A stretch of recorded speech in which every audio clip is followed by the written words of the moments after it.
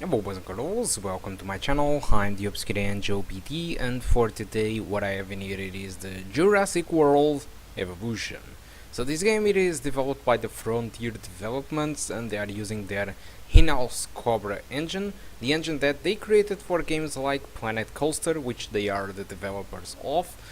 And so yeah, this is a pretty nice engine. It features a nice pack, nice graphics, but unfortunately our laptop has some trouble to try to keep up with some of the feature sets. Okay, so if you are kind of a Jurassic Park world or kind of a theme parks builder games, you are going to love this game. But first let's start with the settings menu.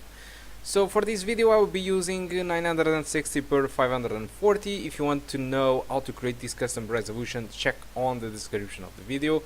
I'm using borderless to record, but I do recommend you to play in full screen. I'm just using borderless because my recording software can't record in full screen in this game. And for the settings I will be using the lowest settings, which is pretty much the minimum you can go for. Aside that, the game decided that the textures on medium it was the best thing for this game.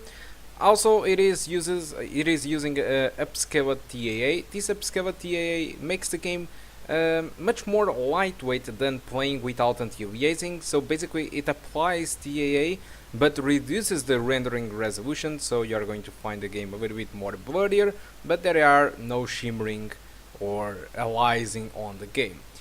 So yeah, I tested the game with 720p and 560p, both of them with the lowest settings possible, just like you saw in there. And with the 560p, which is what you're going to see in the video, what I got was an average around 32 frames per second and a 1% low of 29. So pretty much at the beginning of the game you are going to get an experience above 30. I'm not really sure how the game will behave a little bit more forward into it when you have multiple dinosaurs and multiple NPCs going around and multiple buildings. I have no idea. Okay, but with 720p the experience that you're going to get it is between 20 to 30 frames per second, and in my opinion 720p it's much better than 560p, so the clarity in the graphics are amazing comparing to 560p, and despite the performance it is between 20 to 30s, it is completely playable. If you want to play a game like this in that resolution or with that frame rate, there is no issues whatsoever, because you know this is not an action game, so you have pretty much almost all the time in the world to do your decisions, okay? So it's more of a matter of a preference. I decided to go with 560p for this video because you have a frame rate above 30s, but if you want to play the game with 720p, it's not the 20 frames per second that you are going to get with that resolution that it's going to stop you from enjoying this game, okay? There is no issues whatsoever of playing this game at that frame rate. And so I think that's all that I want to talk about the performance. As for the game itself, I was never kind of a theme park building or city builder game, so I just can't review too much about this game. But one of the things that I can talk about the performance is that I believe that if you have 4 GB of RAM, you will be able to run this game with no issues. Okay, and if you are a fan of Jurassic Park or all the sounds, licensed sounds are around Jurassic Park kicks in, it's really nice for the fans. I had to disable it because YouTube, you know, the rules. But yeah, for the fans of Jurassic Park and stuff like this is really good. It's an amazing thing, and especially if you like theme builders. As a theme builder game, I'm not really sure about the opinion that people have around this game, but for me, graphics wise, it looks insane. Unfortunately, like I said, since we are playing on the lowest settings, you don't have shadows and multiple stuff that we should be having.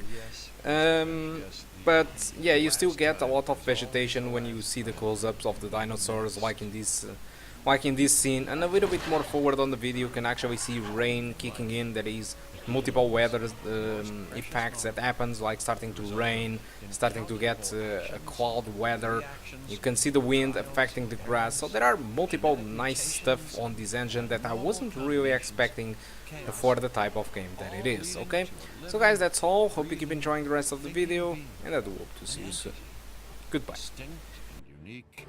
And now you just manufacture them. So Well done, I guess.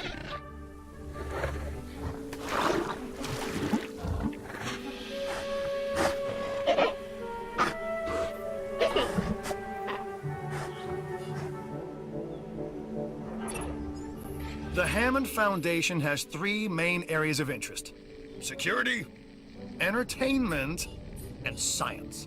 I've already nudged the heads of each division to reach out to you personally. They'll offer opportunities and incentives for you to be part of their team. Choose one of their contracts. It'll help you develop your facility. Ah, Dr. Dua. This is our new Director of Operations.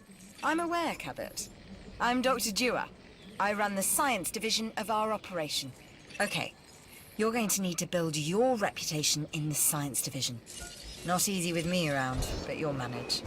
That means managing our dinosaur population and seeing that they are flourishing. Contracts can be requested from the division heads inside the control room. Complete these to increase your reputation and gain additional revenue to keep expanding your park.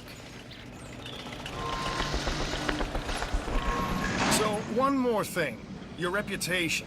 Your rep, quote unquote. Keep an eye on it, okay? If you have a solid reputation with a division, you're more likely to benefit from them. Financially, I mean. But, like life, it's a balancing act. Each division is vying for your attention, and if they don't get it, they tend to take it personally.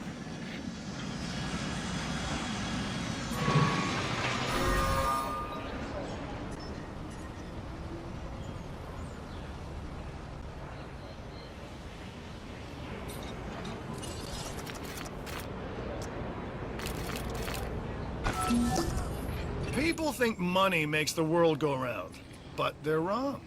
Contracts make the world go round, my friend. Obligations and commitments. Complete a contract and your rep with the science division will increase. Meaning you'll be able to take on more complex and challenging missions.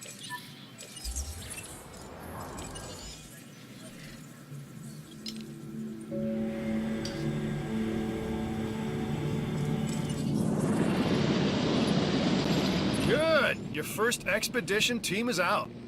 They'll bring back what they find to the fossil center for extraction.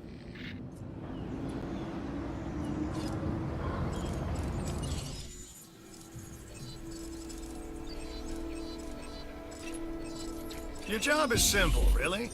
Create dinosaurs, which attract visitors to your facilities, brings in capital, money, which means you can do more research to build better facilities and create more dinosaurs, and there you go. A circle of life, development and resources, nature and commerce. See? Simple.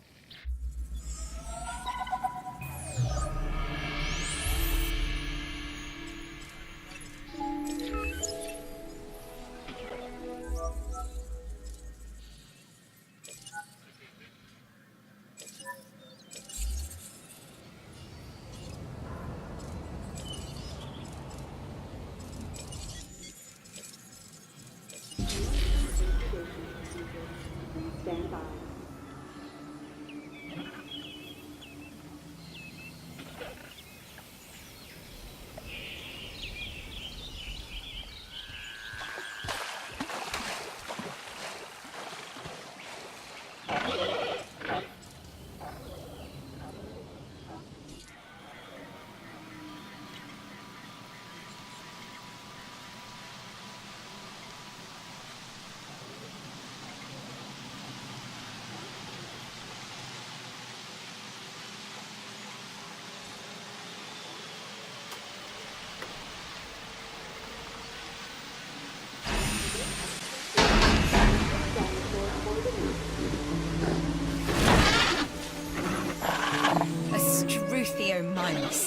Interesting.